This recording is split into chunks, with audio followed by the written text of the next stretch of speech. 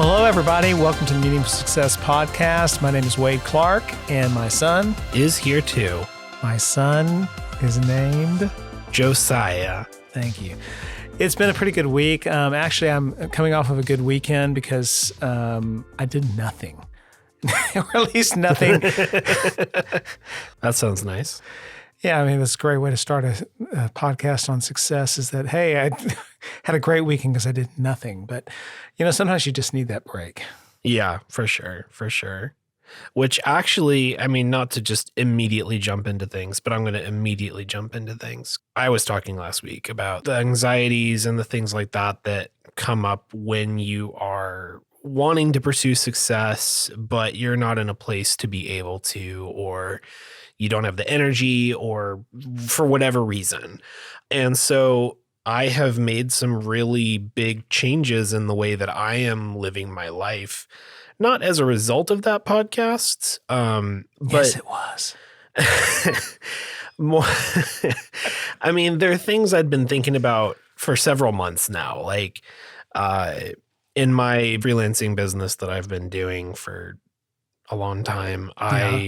Up until now, I was working for an hourly rate, and I'd been wanting to switch to a flat rate for a long, long time. And I just hadn't been able to figure out how to make that work and like what to actually charge and things like that. Mm-hmm. And so I finally, over this weekend, I went to the library and I was just journaling and trying to figure it out for a while.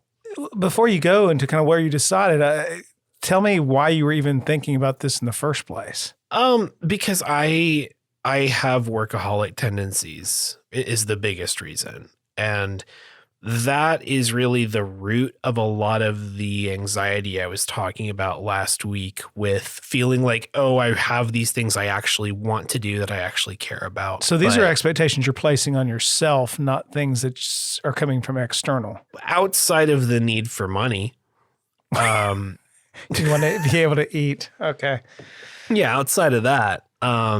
Yes. I mean, internal things. So these are things that you've been pondering, that you've been struggling with. And yeah. Did you even know what it was you were struggling with? Or did you kind of come to a realization that that's what it was? That it was something about billing and time and how you're approaching your work? Or well, no, those are symptoms. Mm-hmm. All of those are symptoms, but they also, by addressing them, can help to change the root. So then you went to the library. And I went to the library and I finally figured it out of how I was going to change things. And so over the course of like Saturday night, I think, and then on Sunday morning, I was working on putting together a new price sheet and a new services list and all this stuff. And I send it out to my current clients and to my networks and stuff where I get clients. Oh, good. So they're not learning about it on this podcast. No, I haven't even told anyone about this podcast.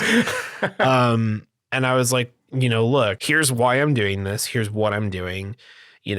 People that are currently clients, it doesn't go into effect until November 1st. Everybody else, newer returning clients, it starts right away. Mm-hmm. And I just set these flat rates, raised my rates and changed it into flat rates. And there's a lot of reasons for why flat rate is a much better choice. Oh, absolutely.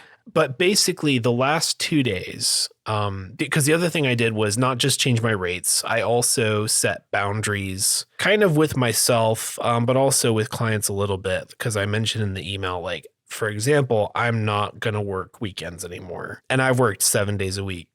For a long time. Forever. And so I drew that boundary. And the thing is, when you raise your rates, when you do something like this, it's entirely possible that you're going to lose clients. And that's the fear, right? That's the fear that comes up is, oh my God, am I going to make enough money if I charge more because people are going to fall off, right? The thing is, if I'm making more, and this is what everybody talks about with raising your rates. If I'm making more, I am able to make the same money for less gigs. Correct. So it ends up balancing out, even if there's people who fall off. The other thing that I did was I drew a boundary, not just on weekends, but I drew a boundary for myself on weekdays where I actually set specific working hours. Oh, that's big. Yeah. Instead of working like 10 to 15 hour days sometimes, I set working hours. I'm like, all right, 8 to 3, all of my freelance business, including things like editing this podcast, right? Like all of that kind of stuff that is not working on the stuff that I'm really pursuing in the macro of like writing and things like that. Like everything else fits within that window of 8 to 3. You know, I think that this is something that everybody needs to understand, because you were coming into this barrier, you were hitting this wall because there were so many things that you had on your plate, that the thing that was actually part of your core, that writing, was suffering. Right. Well, and that's a big part of the reason for the boundary. I mean, it's not just writing, right? Like it's time with my wife, it's personal time, it's the ability to go to the gym. There's more than just that. But setting that boundary with myself, because I work for myself. Yeah. If you've been in business for yourself, anybody who's listening to this and who's been in business for yourself, or you're in ownership or key leadership within your company. Yeah. The hours can be crazy. I mean, when I had my consulting practice, it was lots of times 7 days a week type of things like that too. Yeah. Because there's no one else to do the work. Well, you're the accountant, you're the worker, you're the HR person, you're the legal person. I mean, you're everything.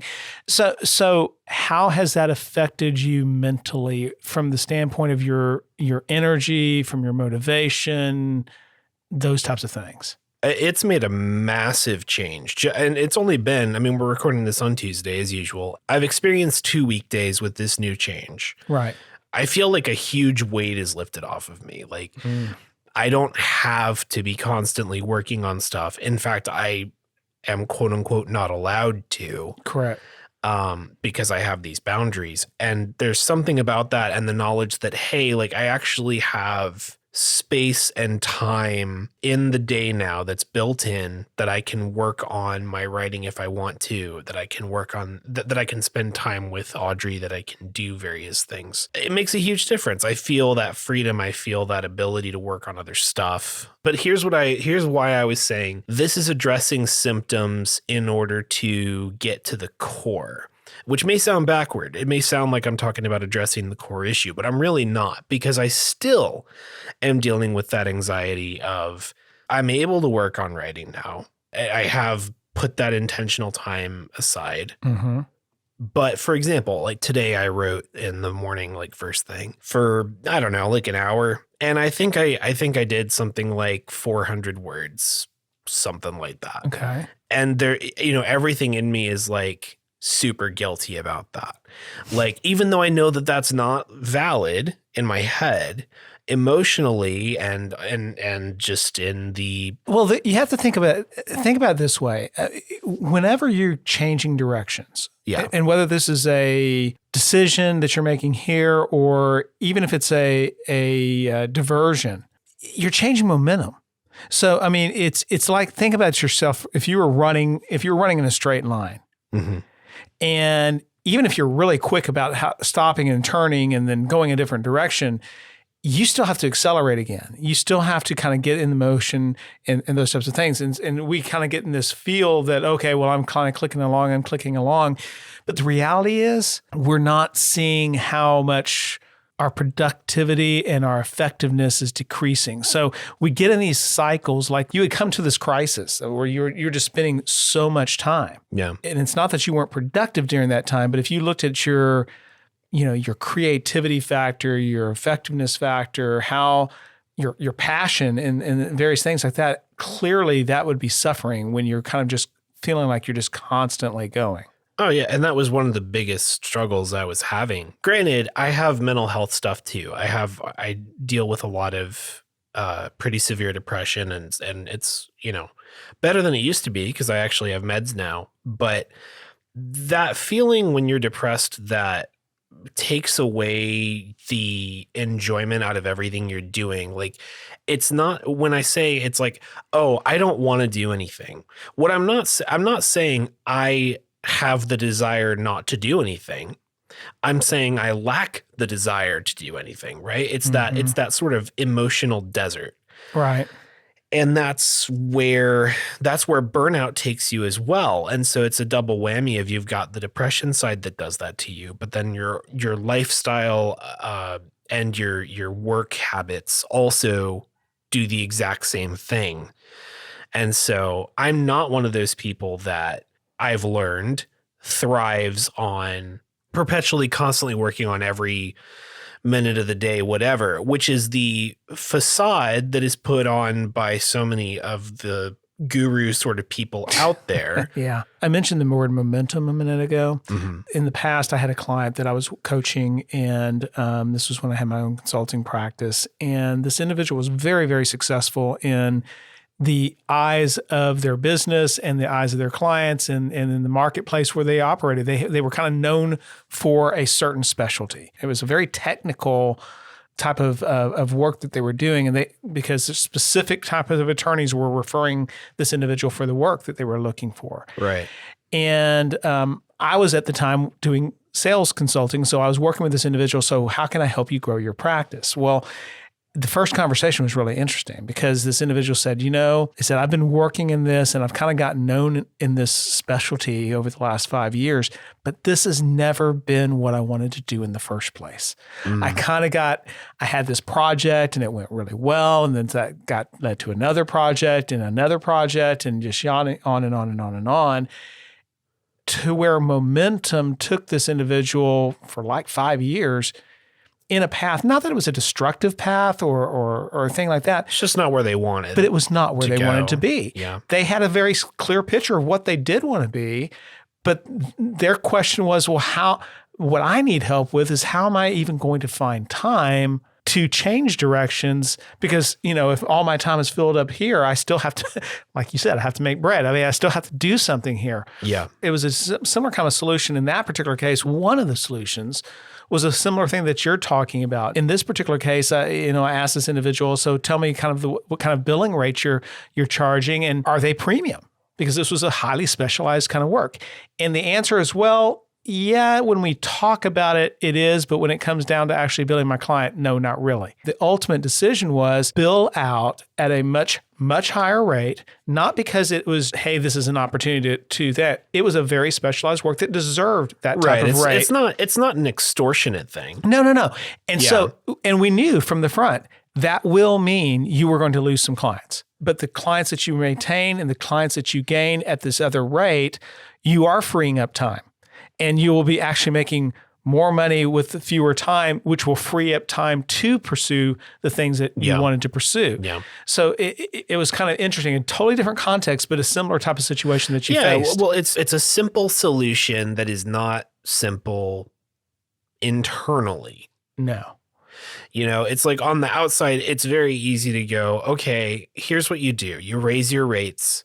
Correct. You therefore have less clients that pay more, meaning you have more time. Well, that sounds great on paper. Like the math adds up. But then you actually have to have talks with clients. Right. Then you have to let people know, and you have to face that fear. You have to face that fear that, well, it's the same thing. I've recently, maybe we'll have him on the podcast at some point, but my brother Peter, I started to subcontract him for certain parts of my work 4 or 5 months ago. And it's not a whole lot of work that I'm subcontracting him for, but the fact that I'm hiring him means that I am making less money on those projects than I would make if I did all of it myself. But it's leveraged. That's the thing, is like that idea of I cannot be everything to everyone anymore. I cannot be a jack of all trades. I cannot do this by myself anymore. Not because I lack the capability, because I learned how to do all these things, right? So I can do it. But is it actually serving me to invest my time in these things? There's a scripture that says, all things are lawful, but not all things are expedient. And in the business context, you're saying, yeah, you can do all things, but is it really the best use of your time? Is this the best approach to do? It ends up helping Peter for me to hire him. Yes. It ends up helping me because I've been so thankful every single time I'm able to pay him for a project, because it's like, oh my God, that saved me 3 to 5 hours of time. Yes. And I value that so much more than the dollar amount that I'm paying for that project. And so the reason I say that is because I view this in the same sort of way, where until you're actually doing it and until you're actually experiencing, oh, I had to do less hours to make more money and I'm more free to do what actually matters to me. Like, until you're experiencing that. And I'm on day 2, y'all. Like, I'm not like deep into this, some guru. Like, so reflect back, reflect back to Sunday. Well, this is a part of discovery. I mean, one of the things we said, early on, we kind of joked, well, this is not part of the podcast, but to some degree it is. Whenever we are engaging in conversation, whenever you're engaging in thought or conversation, or actually just going on a walk and saying, something's not working, what can change? Right. That process of re-questioning and being introspective and not saying, hey, I'm just going to continue going down this path because that's where the momentum's carrying me. It has potential for fruit. You may not change some things, but sometimes you do. So I guess my question would be, for those who are listening to the podcast, what kind of questions led you to start investigating? What kind of questions or things that you were facing internally led you to start things? Because maybe there's some things that people might want to be exploring on their own. Some questions that may not be the same questions you're dealing with, but other things of that nature. Well, and if you are someone listening right now, and if you have been on a similar sort of journey, if you had a similar experience, you've done a similar jump with your own either business or just your pursuits, you can apply this to any part of life, really. It's not just, oh, my business that I run myself, I did this thing. Like, right. You can make the decision all over the place of, how do I value my time more? How do I treat my time with the value that it deserves? Ooh, that's good. So if you have a story about that, just a really quick little anecdote or anything like that, like 30 to 90 seconds maybe, you can leave us a voicemail on speakpipe.com/MSP. And we might play that in a future episode and return to this topic at some point and talk about, you guys' experiences as well. Cause it feels like everyone's talking about the same stuff, talking about being on the grind, but very few people talk about the transition out of the grind and into the next sort of summit, Right. Without it being some kind of stark things. I mean, you'll hear people talking about the 4-hour work week. And I think that was a book there. And I fully commend those kind of things, but it's not like you're starting at a 60-hour work week and the next week, okay, I went from 60 to 4. It just doesn't work. It's like, how did you get there? Well, my dad owned this business and then he sold it and gave me half the money.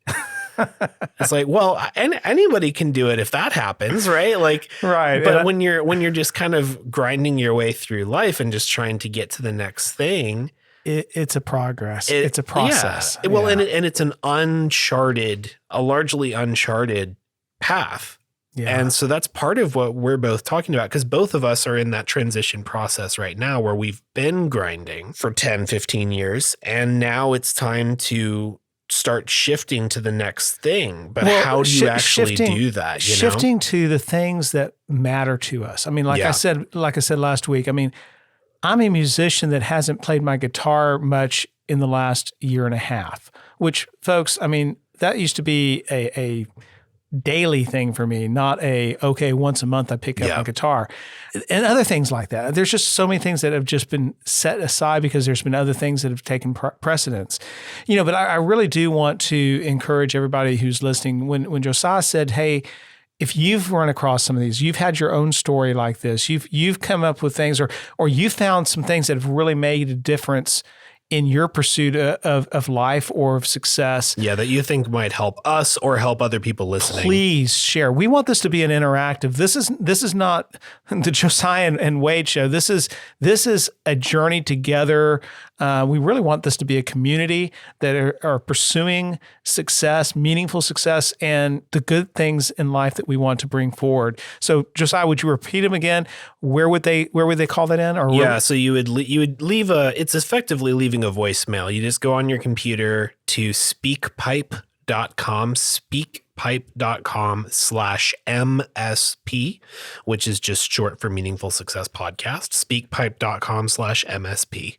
That's awesome. And honestly, talking about this life change and the way that it's impacted me and the way that I'm enjoying life more these last, 48 hours, which has been, such a great experience. That is basically my weekly favorite. Honestly, I actually had a whole other topic in mind for this video or this episode, this episode of the Meaningful Success Podcast. Yeah, that's I don't really have a radio voice.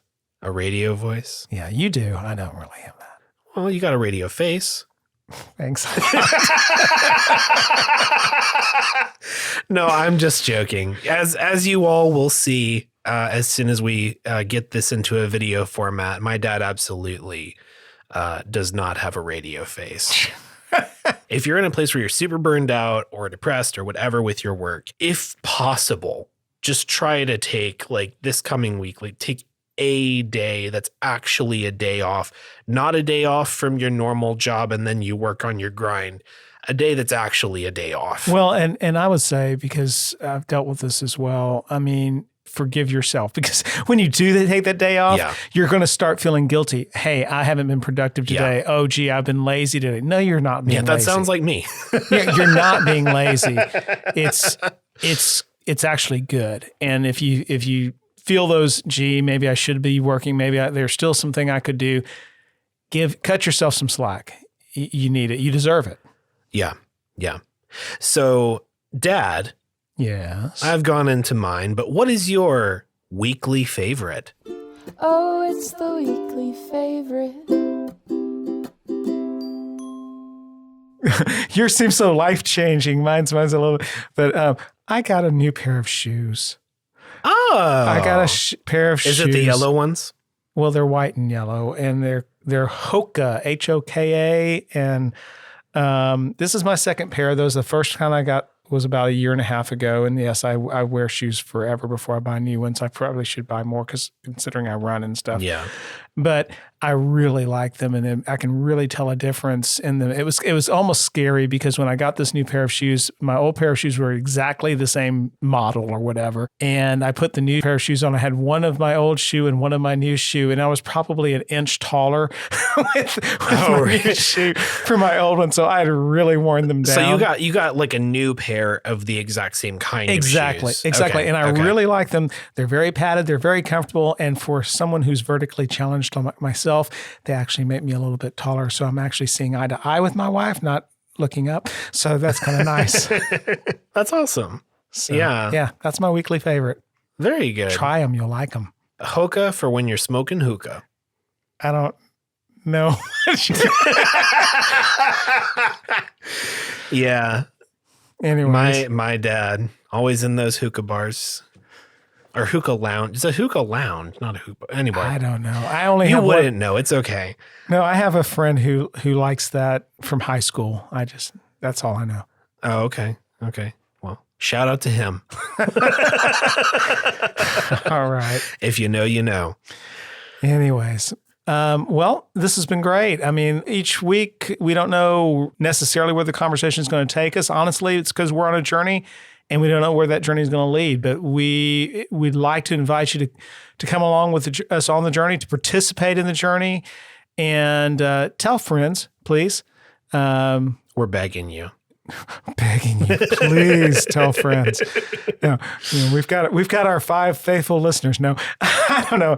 I've been hearing some folks telling me that they're listening, which is really nice to hear. So yeah, leave us messages, whatever you want to do, participate, go on the journey with us. That's what this is. Yes.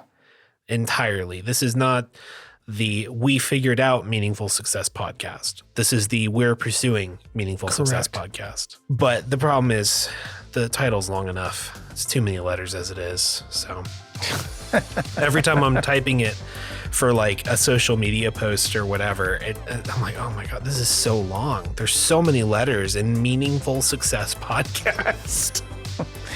Yes, that's true. So right after we're done recording this episode, we're actually going to go record the bonus episode for September. And we got a topic or two we're going to be talking about. It's going to be a lot of fun. If you want to hear the bonus episode each month of the podcast, as well as get early access to episodes and ad-free episodes, you can check out our Patreon at patreon.com/Meaningful Success Podcast. And you can sign up to get some more of us in your ears. That's right. By the way, I counted the letters. It's 24. If you don't count the .com. That's just a lot. All right. Well, thanks so much for listening, everybody. I am Josiah. And I'm Wade. Have a great week. Have a great week. Bye. Bye. The Meaningful Success Podcast is myself, Josiah Clark, and my father, Wade Clark. Our intro and outro song is Brings Back the Feeling by Daniel Gunnarsson, licensed through Epidemic Sound. Check out our Patreon at patreon.com/Meaningful Success Podcast. Thanks for listening, and we'll see you next Monday.